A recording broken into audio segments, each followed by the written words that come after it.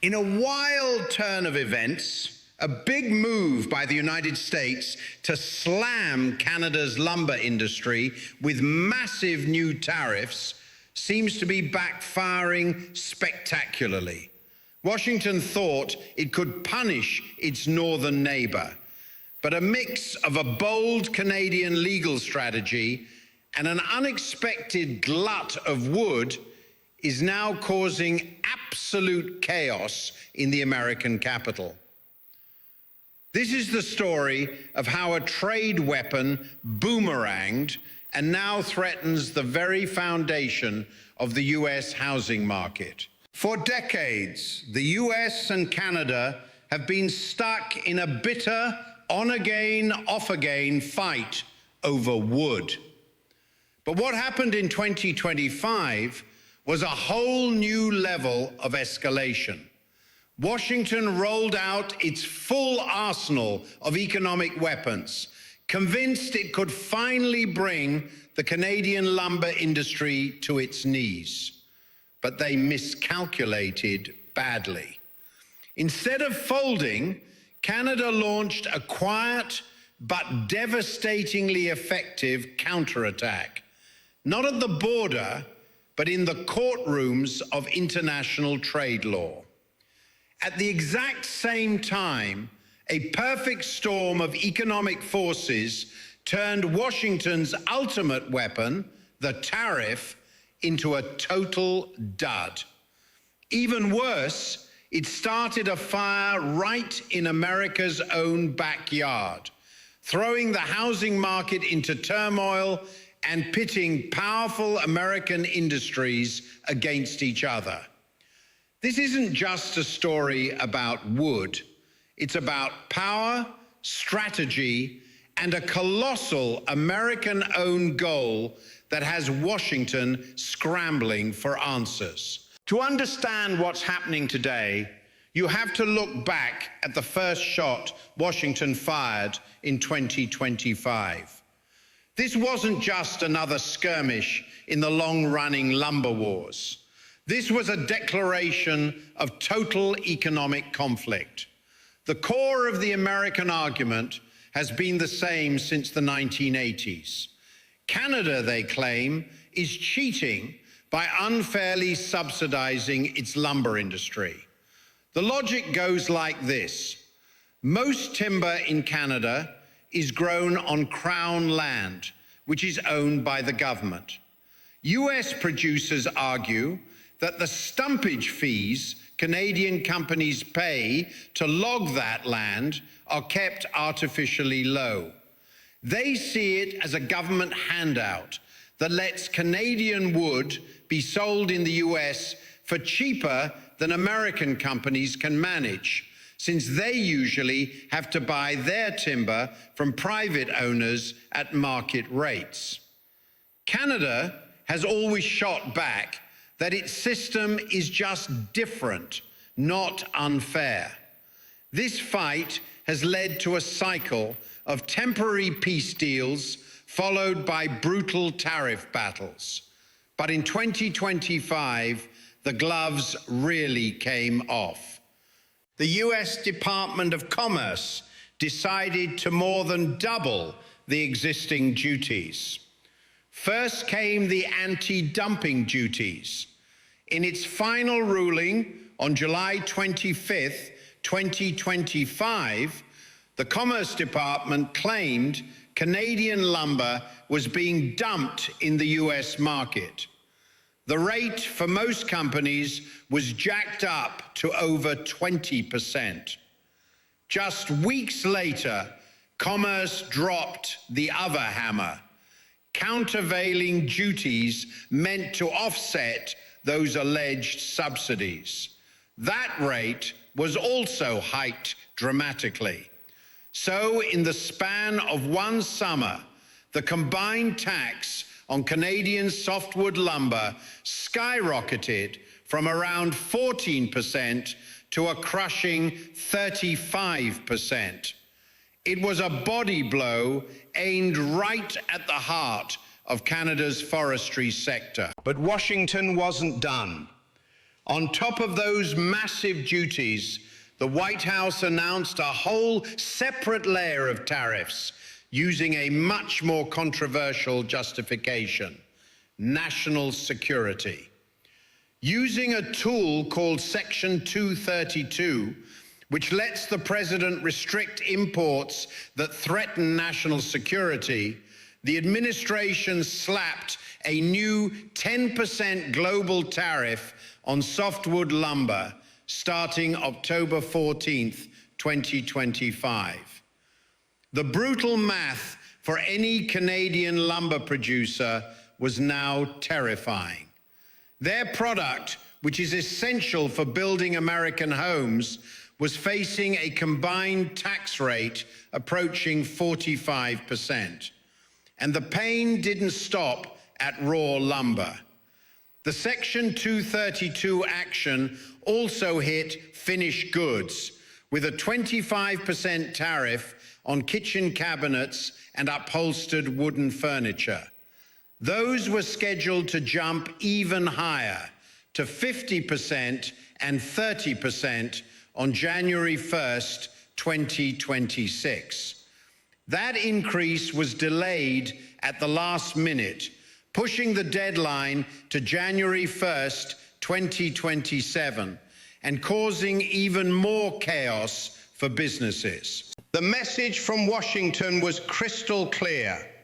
This was a full-scale economic assault designed to clear Canadian competitors out of the market entirely. The U.S. Lumber Coalition, the powerful lobby group for American sawmills, cheered the move. They saw it as the final battle in a war they were determined to win.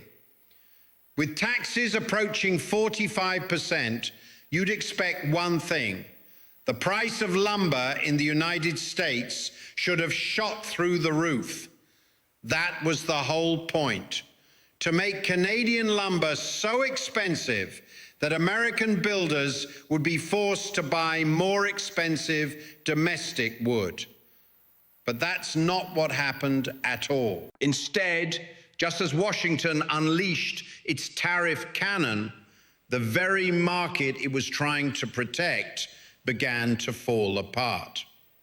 The first problem was something people are now calling the wall of wood. Canadian lumber producers aren't stupid. They saw these tariff hikes coming a mile away. So they did the only logical thing. They started shipping as much wood as they possibly could across the border before the new rates hit. They absolutely flooded the American market. Warehouses and lumber yards were suddenly overflowing with pre-tariff Canadian spruce, pine, and fir. This created a massive supply buffer right at the moment the tariffs were supposed to create scarcity. The weapon was basically neutralized before it was even fully deployed. But the wall of wood was only half the story. The other, more powerful force had nothing to do with trade policy. It had to do with interest rates. Throughout 2025, the US Federal Reserve was fighting its own war, a war on inflation, and its weapon of choice was jacking up interest rates. Those rate hikes hit the housing market like a sledgehammer. Mortgage rates soared, and suddenly the dream of owning a home was pushed out of reach for millions of Americans. Demand for new houses, which had been red hot, went ice cold. And when people stopped building houses, demand for the main thing you build them with, lumber, plummets. While US officials were celebrating their tariff victory, lumber prices were in free fall. Instead of a price spike, the market saw a collapse. The second half of 2025 was marked by major market disruptions and incredibly weak demand.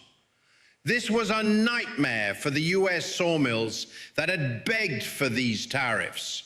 They expected to be selling their wood at a premium in a market starved of Canadian supply. Instead, they were getting hit from both sides. A market flooded with pre-tariff Canadian wood and cratering demand because of high interest rates. The tariffs, designed to be a precision-guided missile, had turned into an unguided bomb, hitting the very industry they were supposed to protect. The US lumber market was in chaos. Washington's plan hadn't just failed, it had made a bad situation even worse for almost everyone involved. Faced with an economic attack like this, you'd expect a country to hit back with its own tariffs. It's the standard tit-for-tat playbook. But Canada threw that playbook right out the window. In a masterclass of asymmetric warfare, Ottawa chose not to get into a messy tariff brawl.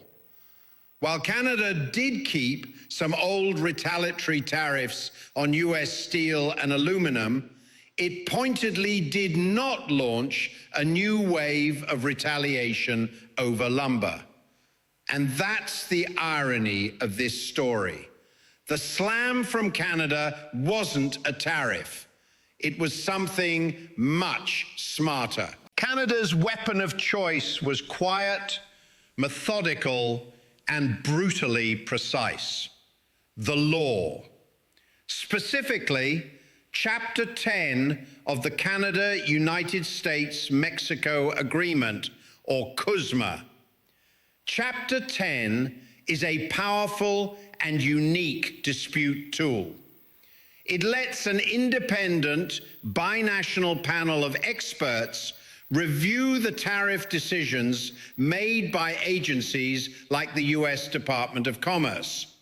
It's basically an appeal court that checks whether the US followed its own rules. If the panel finds that the Commerce Department messed up its math or legal reasoning, it can force them to go back and fix it.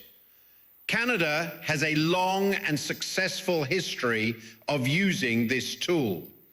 For decades, Canada has repeatedly taken the US to these panels and won, with the panels consistently finding flaws in the Commerce Department's work. So while Washington was making loud, aggressive speeches, Canada was quietly sharpening its legal knives.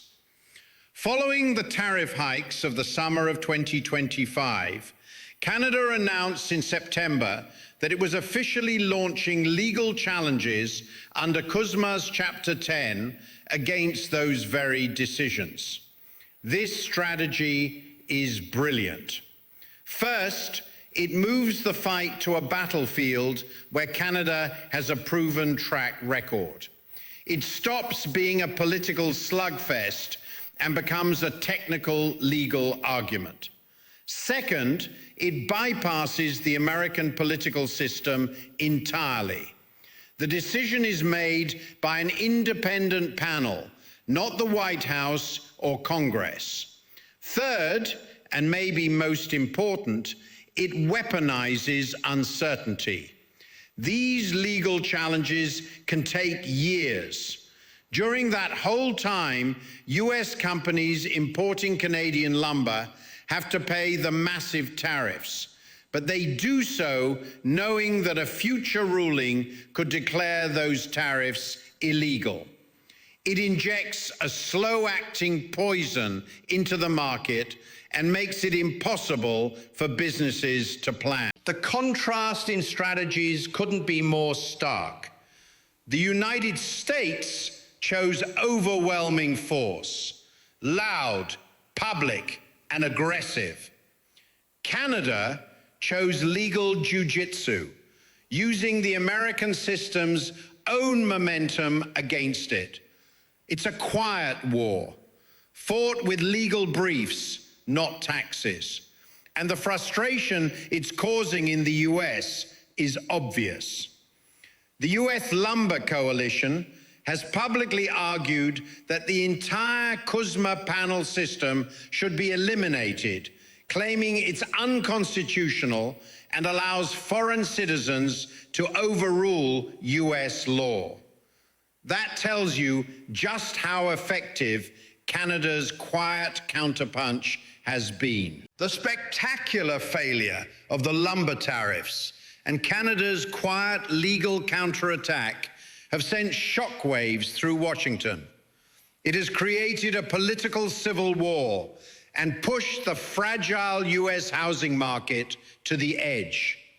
On one side, you have the US Lumber Coalition. They're doubling down, arguing the tariffs are essential to fight unfair Canadian trade.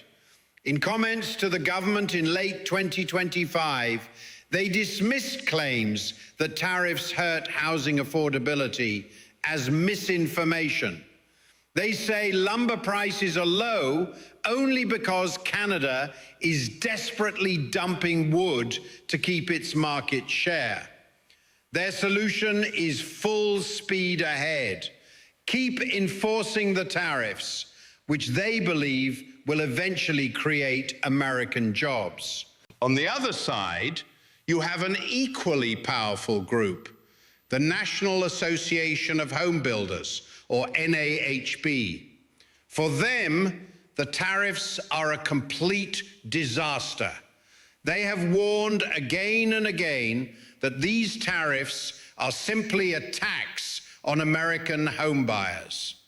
The NAHB argues these duties drive up construction costs and make the nation's housing affordability crisis even worse.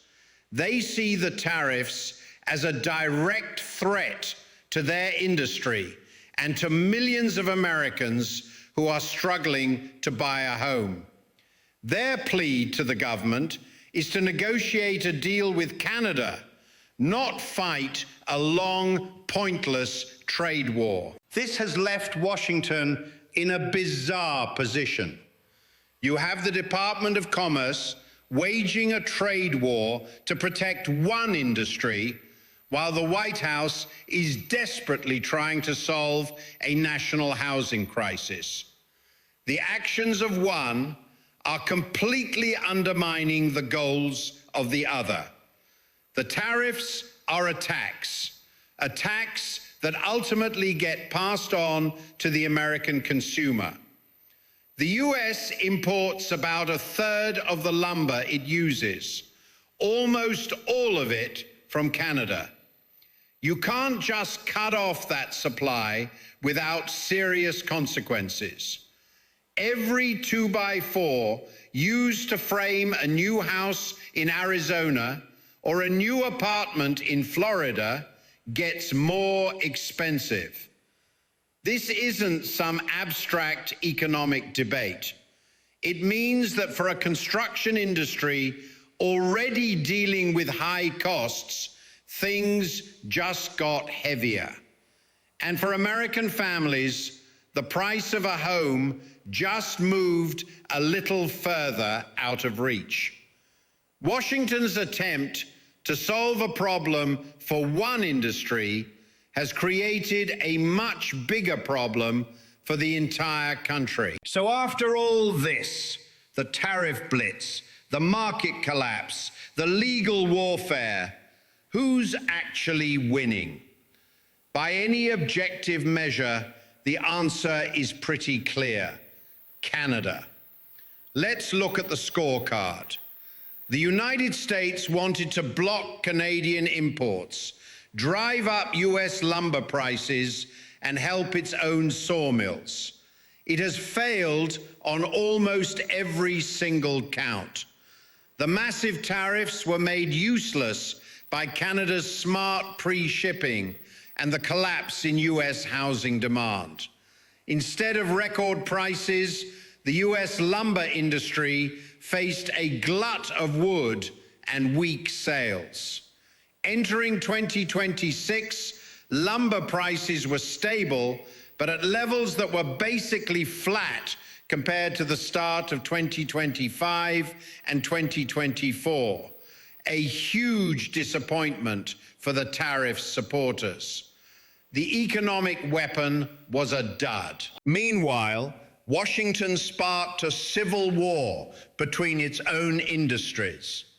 The sawmills are in a public feud with the homebuilders, and the government is caught in the middle, trying to pursue two policies that completely contradict each other. Canada, on the other hand, played its hand perfectly. It didn't get into a messy tariff war. It took the first punch, let market forces do the dirty work, and then moved the fight to the legal arena, where it knows it has the advantage. Canada is now slowly and methodically bleeding the US in the courtroom, confident that the panels will eventually rule in its favor, just like they have before. But this war isn't over. A huge showdown is set for 2026. On July 1st, the US, Mexico, and Canada are scheduled to begin a joint review of the entire KUSMA trade agreement. You can bet that these lumber tariffs and the dispute panels used to fight them will be at the very top of the agenda. The US Lumber Coalition has already demanded that the US refuse to extend the trade deal unless Canada agrees to get rid of the panel system. The fate of the US housing market in 2026 hangs in the balance. The lumber tariffs remain a major headwind, a self-inflicted wound that continues to push up housing costs and drag on the market. In the end, the great lumber war of 2025 is a powerful lesson in unintended consequences. By trying to build a wall around one industry, Washington ended up taking a wrecking ball to its own housing market, creating political chaos and getting completely outmaneuvered by its northern neighbor. The United States may have fired the first shot, but it was Canada that landed the slam. So, what's your take? Is this a case of brilliant Canadian strategy, a massive American own goal, or just the unavoidable chaos of trade wars? Let me know what you think in the comments section below. And if you want to stay ahead of the curve on the big economic and geopolitical stories shaping our world, make sure you hit that subscribe button and turn on notifications. Liking and sharing this video helps the channel a ton.